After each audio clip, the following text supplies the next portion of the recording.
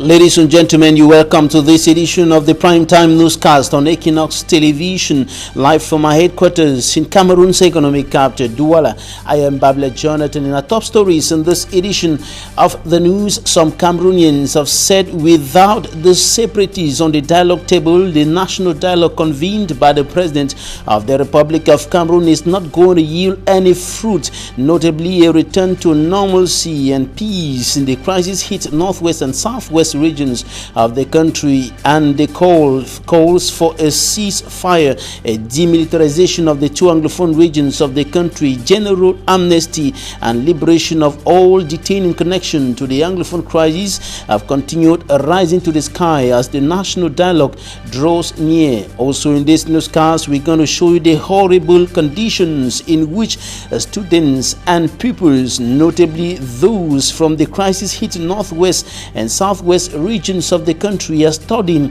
in the Mongo Division, littoral region of the Republic of Cameroon. Stay with us.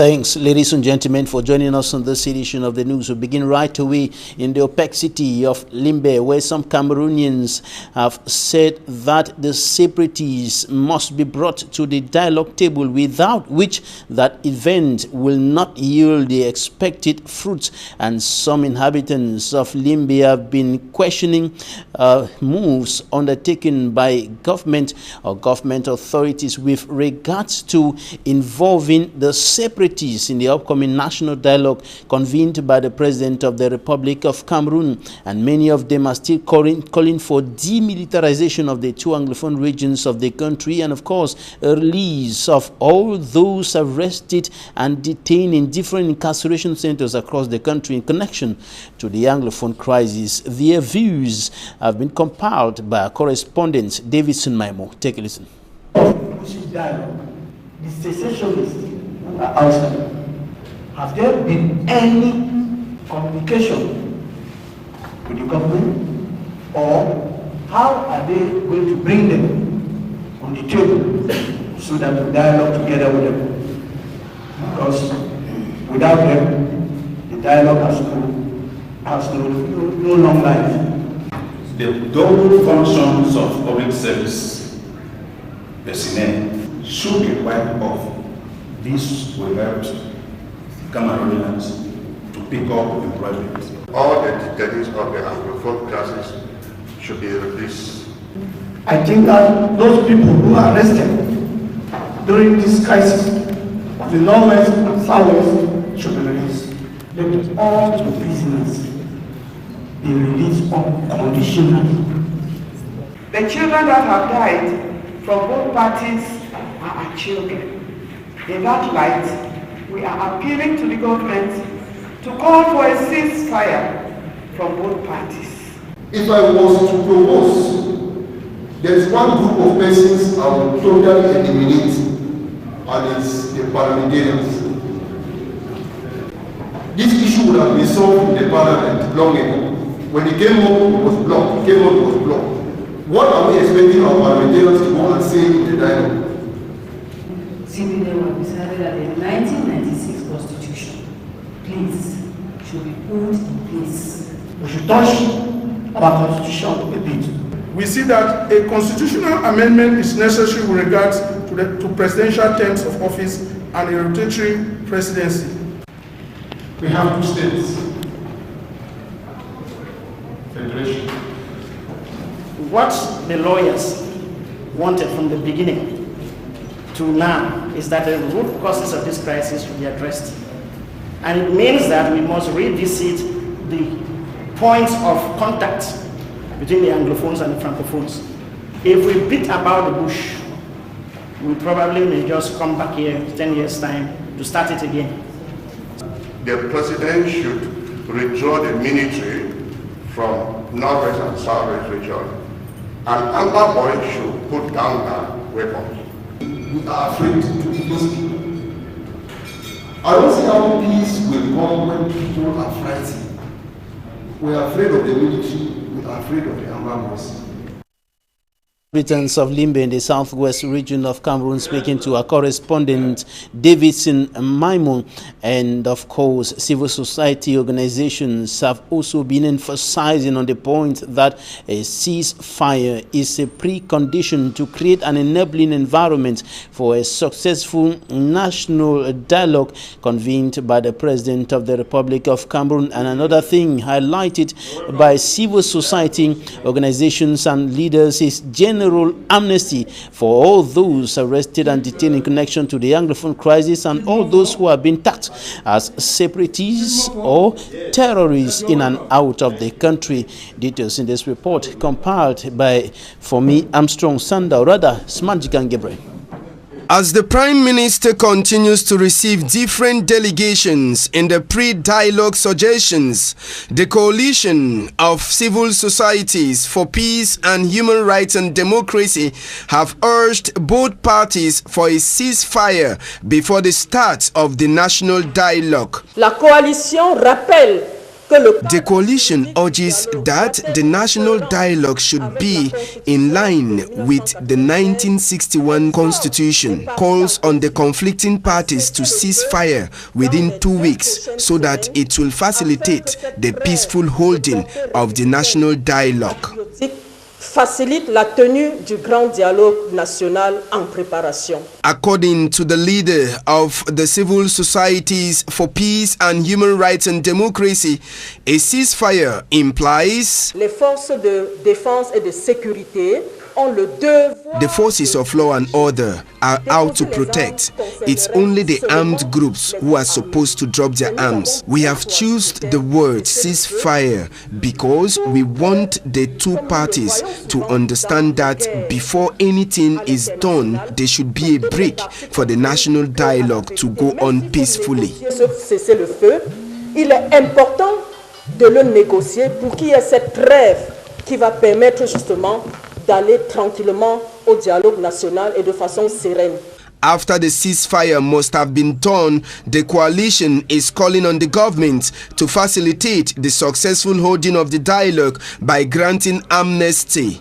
La coalition sensibilise le gouvernement. The coalition also urges the government to put in place a favorable condition to ensure a successful dialogue by offering an amnesty to guarantee the successful holding of the national dialogue and national reconciliation. Dialogue et la réconciliation nationale. The Coalition of Civil Societies for Peace and Human Rights and Democracy is mostly made up of female leaders who are pleading for the protection of women and children in the war zones.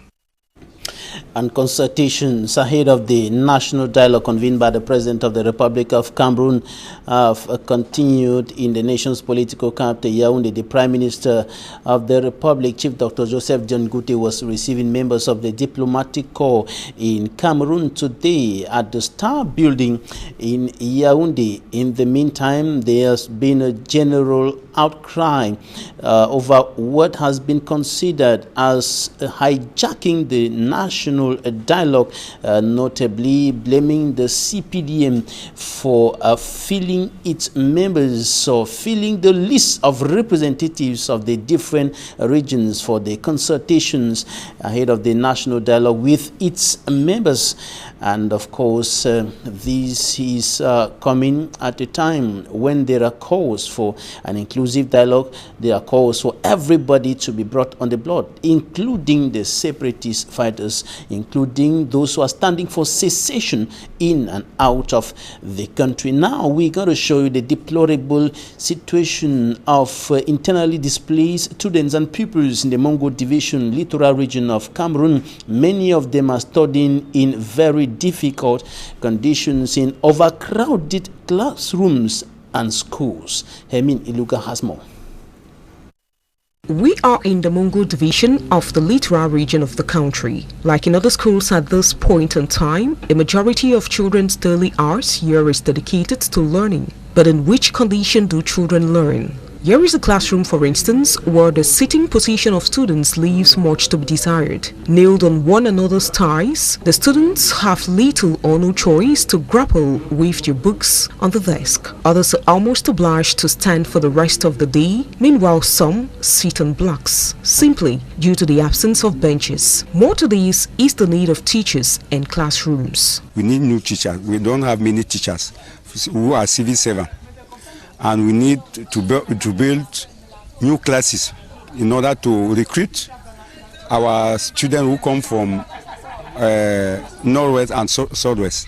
We need 1 or 2 classes in order to cope with the situation. This year, exemplary have witnessed a very high, influx of the displaced students, and they are coming in their numbers every day.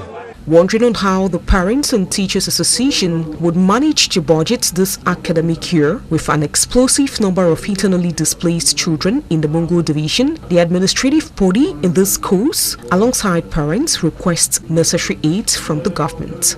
For the government, we ask them to construct enough classroom in order to accommodate students, to send us more teachers. I'm from Northwest region. I'm now in GBHS Norway. I would like the government to intervene in this and give us some more benches because we are too populated in class.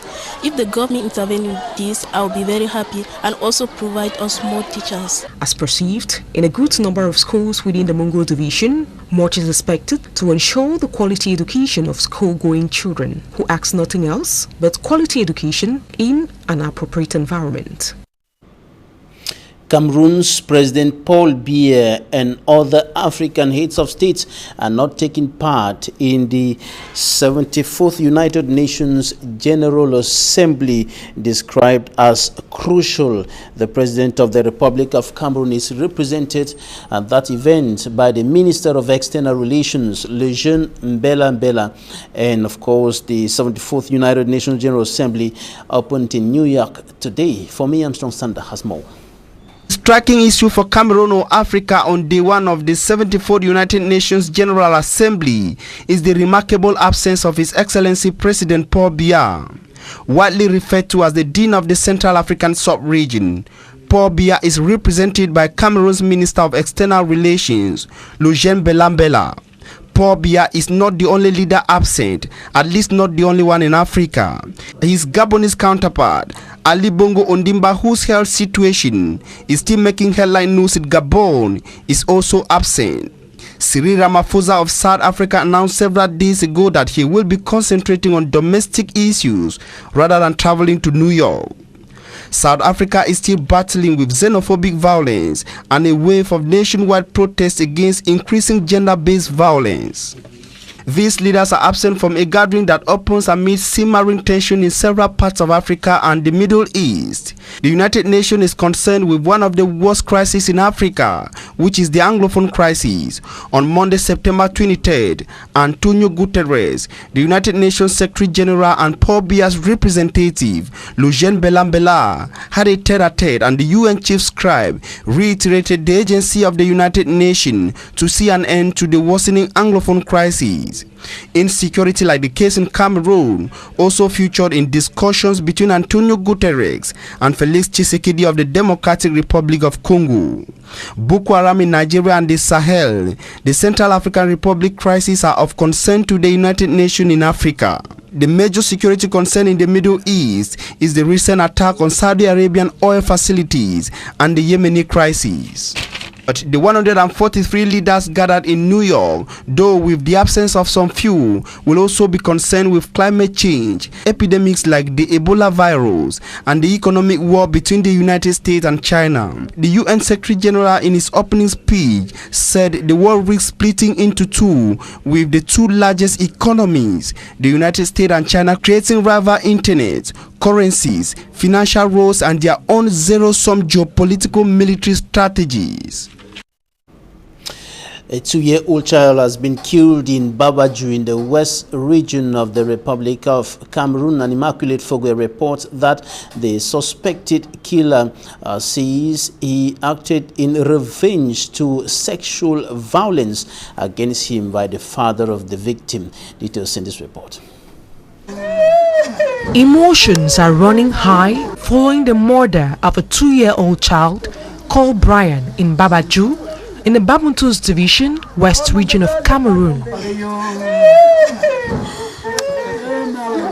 Family members are finding it hard to accept the tragic disappearance of their son, killed in a bush not far away from the family residence in Bumaka. According to sources, the alleged suspect is a resident of that neighborhood and must have taken advantage of the teenager.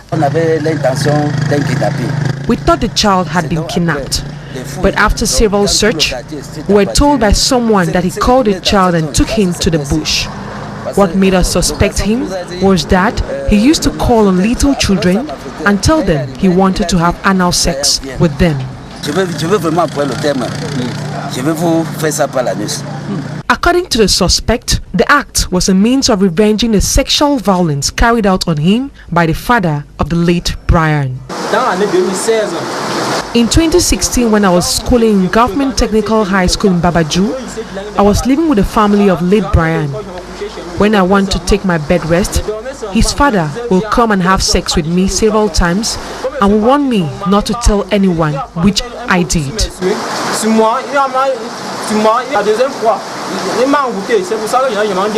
The allegations have been debunked by the father of late Brian. My whole life, I have never had the idea of doing anal sex. For God's sake, I have a wife at home. It is really absurd. Investigations are currently being carried out by the Buda Territorial Brigade so as to unveil the circumstances behind a tragic incident in Babaju. Insecurity remains a major problem on Cameroon's territorial waters, and the International Maritime Organization is now helping Cameroon to enhance its security measures on the country's territorial waters. Details with Innocent Azi. The maritime smuggling of illicit goods is said to be alarming in the country, given weaknesses surrounding the port state control, an issue which the government, through the Ministry of Transport, sees imperative to terminate. People intervening in the port traffic in Cameroon has some recrimination or some problem with the manner of the port state control is happening here in Cameroon. Cameroon, a baby to the International Maritime Organization, requires the IMO's strategy for implementing sustainable maritime security. This through criminalization of illicit maritime activities, attacks against ships and piracy. Also, for structures and procedures to be coordinated by the IMO that will have in place well-trained operational, technical and logistical personnel to effectively discharge their responsibilities in all aspects of maritime safety, security and maritime environmental protection. We're here to raise that important issue of how to protect the marine environment through using ships. So we will be talking about very important annexes of the convention, of Marpol Convention, which Cameroon has ratified.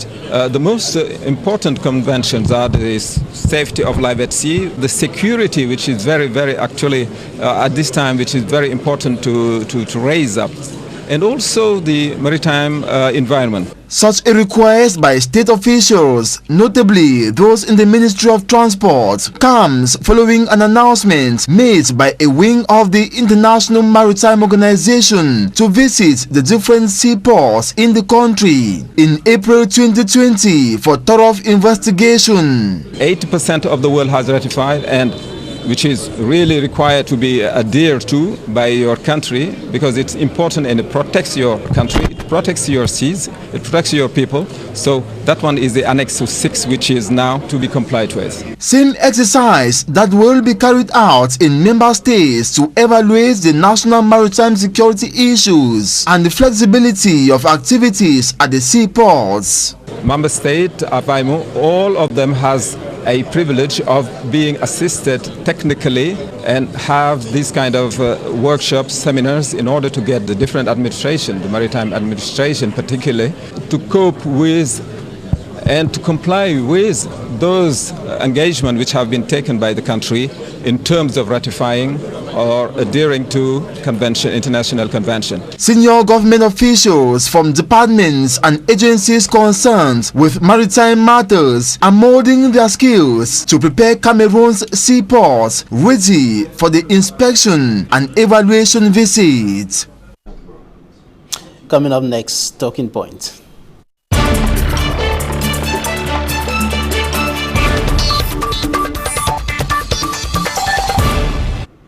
Thanks for staying with us in Talking Points. We are receiving Abdul Karim Ali. He's a Muslim scholar of the Christian Bible. You're welcome. Thanks for having me, Babila. We've not heard your voice since the President of the Republic announced the national dialogue to find a way out of the Anglophone crisis and other socio-political problems affecting Cameroon. What's your take on this? Alhamdulillah wa salatu wa salam ala Rasulullah wa ala alihi wa sahbihi ajma'in amma ba'd. I just praise God and I ask Him to send blessings to Prophet and all messengers that have been sent. You can say that you've not heard my voice because, well, it's not an important subject for me. It's actually not a dialogue. I'm surprised that Southern Cameroonians are in that presidency will bring out such communiques. That in English would be a diatribe. It's not an important subject for you? Yeah, it's not an important subject because when you want to converse with someone, you have to sit and determine what kind of conversations you need to have. Is it a debate, a dialogue, a diatribe, or maybe a monologue? And this one falls in between a diatribe and a monologue, so it makes it less important. And you can see that would have been an estimation initially, but now it's conclusive. You can see the charade going on with the charade that is supposed to go on, but already going on with people fighting for money. You can see the select group to go there. You can already see that, to me, it's not an important thing so far as Southern Cameroon is concerned. National dialogue. The President of the Republic said a grand national dialogue, and you say it's a monologue. Why do you say it's going to be a monologue? Yeah, because that's what it is, actually. Who are the warring parties here? The federalists who are jumping left and right and collecting money to go and represent who they have no mandate for. Have they fought any war? Have they been killed? No. So who is fighting with what? The government of La République du Cameroon is fighting with Southern Cameroonians who they have termed terrorists. These people refer to themselves as restorationists. If they would engage these people, then it could fit the qualification of a dialogue or a debate. As it is now, it is not even a monologue, it's a diatribe, a case where there is one opinion that is supposed to raise emotions, bow the opinions of others, or make them forcefully reason with them. This is what is going to happen. You can see the mandates that we are having is by and large not legitimate. Go and ask the people what their representation is, and you will realize that all the names you've seen flying in the air, chopping money which is not already gone in the air, we know this is what it's all about, have no legitimacy on the ground. But the President of the Republic said armed groups were going to be invited, those who are in the diaspora were going to be invited, and all persons were going to be brought on the board, even though what we are seeing now is apparently going away from that, because we have lists of representatives to consultations at the regional level made up of militants of the CPDM and to about 80 or 90%. You're pushing me to go into the textual and linguistic criticism of that paper that was read by the President of La République du Cameroon. Well, you can see that paper is filled with false dilemma and equivocation. There's a lot of confusion. First of all, he wants to dialogue, but he doesn't know who to dialogue with. At the end of the day, he cherry-pick self-selective people that he wants to dialogue with. So this is, I think it is really not a good subject for me to address, because I find it not important. And who are armed groups? I thought they were terrorists. And what do we define as armed groups? Those groups have to be defined by his terms. Let's understand who he's talking with. And what and who is the diaspora? We have to get clear definitions for these things, and then it could begin to make sense. But as I said, the case between these two historic children of the United Nations cannot be resolved even with the fairest of dialogues. it has to be a debate and a negotiation. A debate is a case where two different opinions are on the table. I'm trying to convince you, or trying to convince people. To begin with, there are two different opinions. This is where we are. We have to stop pretending. So you see, who are championing this? You see those that are championing it, federalists, who have not shed not a sweat, not to talk of blood. So it is a charade and predetermined to fail. Earlier in this newscast, we heard one of the inhabitants of Limbe in the opinions compiled by correspondent Davidson Maimo saying, if the separatists are not on the dialogue table, this event is going to produce no fruits. It's not going to produce the expected results. What do you think about that? No, he's 100% correct, but I'll add more.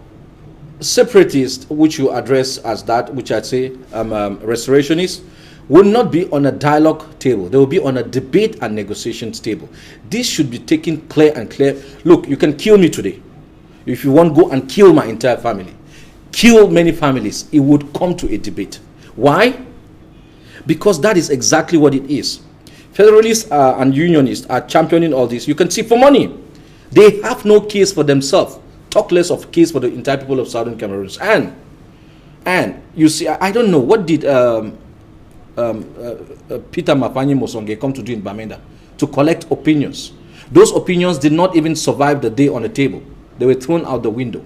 So what that, I don't know who... Philemon Young and later Dr. John Guti and so on. No, that guy is a class prefect, Philemon Young, and he just came and behaved like a senior prefect who is supervising supper in a refectory and left. And this other one also came for parade to show off that he's the new prime minister. No, those are senior top officials of this republic that we are talking about. And so... I'll address that. There is a man called Judas Iscariot. He's one of the earliest Christians. He's actually the fifth person Jesus Christ picked to help you Christians understand Christianity. Do you respect him today? Why don't you respect Judas? Because he's a traitor. Is he your age mate? No, he's 2,000 years older than you. He saw Jesus, who you call your Lord. But today you insult him. There's another one called Abu Lahab and Abu Jahal. Those who betrayed Prophet Muhammad and insulted him. We Muslims don't respect them.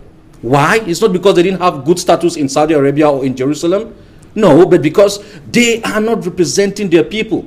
So please, when we are here, when I'm on this podium... Are you saying that the authorities, the Prime Minister and other persons who have been championing the cause for a return to normalcy, for a return to peace in the northwest and southwest regions of the country are not worthy of respect, are not representing their people? Is that what you're saying? Oh, well, you can define respect in various forms, but are not representing their people. That is evident. You can't talk about peace without addressing justice. Have these people been just? The answer is no. Are their children being slaughtered on a daily basis? The answer is no. Did they see baby Martha being killed? The answer is yes. What have they done tangibly? There's no representation. And if, Babila, I will be anywhere, the first thing I'll do is that I'll represent my people. I'll represent their lives and their sweat. In all fairness and all honesty. So, I just brought this to say, when people expect respect, they should produce respect. If you and I cannot respect Judas and Abu Lahab and Abu Jahl and Pharaoh, I wonder what we call respect today. Respect begets respect. If you cannot give respect, do not expect respect. Anyway, the national dialogue has been convened and is scheduled for the 30th of September to the 4th of October. But you seem to be indicating that what is going on today is just some sort of a drama, as some people have called it, which is not going to yield the expected fruits. What should be done? No, a drama is a senior thing in cinematography. You can call it a sketch in Form 2, maybe Form 2, Longla or Progressive, not even a boarding school. It's not going to work. That's a simple answer. What should be done? What should be done, we've said it and we're going to say it 1 billion times. You're going to release every Southern Cameroonian in the jail. You're going to demilitarize the zone so that people could stop being afraid. So that I now can stop being afraid. You are going to sign an accord that those that cannot come to this country because they are afraid will be able to come back and go to their homelands. And then you're going to sit on a debate and negotiations table. Look, it can take a century if we're ready to go that route, but that is the end. We are going to have it. Not necessarily Abdul Karim, not necessarily all the names you hear in the diaspora, not necessarily, but it's going to happen. And if we go to school to learn so we can understand and solve problems, this is an inevitable truth. If we agree it is true, because Albert Einstein says the failure to accept limitation is the failure to refuse change. And if you want to start changing big things, start changing the small things. I'm calling on all of these people who are now jumping with money and looking for new suits and new autogos to go to Yaoundé. They should stand in the mirror, look at that mirror, talk to the person in the mirror, ask the person in the mirror if it's okay. And if they want to start changing anything, they should start by changing the person in the mirror. There should be negotiation. It has to be. That's how it's going to end, Babylon. All right, negotiation between the government and the Anglophones? No, between La République du Cameroon and the people of Southern Cameroon. It is a bitter pill. You know, when you take medications, nobody likes medications. We have one country, La République du Cameroon, the Republic of Cameroon. So are you talking about negotiation between the government and the people of the Northwest and the Southwest regions? No, a government does not negotiate between its people. But historically, you know, these are two countries. I don't know if you still need history classes on that. We've said it here many times. These are two countries and which came together and became one. There is no time. I need someone to show me how and when La République du Cameroon took ownership of that territory. There is no time. They came together based on respectful and gentleman's agreement, which has not worked. So they have to sit and negotiate. Legal minds have been highlighting the point that there was no union treaty. No, legal minds don't need to highlight that. From two students, there is no union treaty. You need to, Professor Anyangwe brought out an 18 pages of Resolution 1608. You need to, and what bothers me most, let's even assume there was a union treaty. Is that how you treat people who came into a union treaty with you? Kill them, maim them? No. So I'm saying that it's bitter, but at the end of it, it's a bitter pill. You want to take medications to get well. Sometimes it's not tasty in the mouth, but that is the thing you need. This is how this thing is. It's bitter to take, but the truth is it will end on a debate and negotiations table. Abdul Karim Ali, Muslim scholar of the Christian Bible. Thanks for your time. Thank you so much. Thanks, ladies and gentlemen, for staying with us. That's it for today.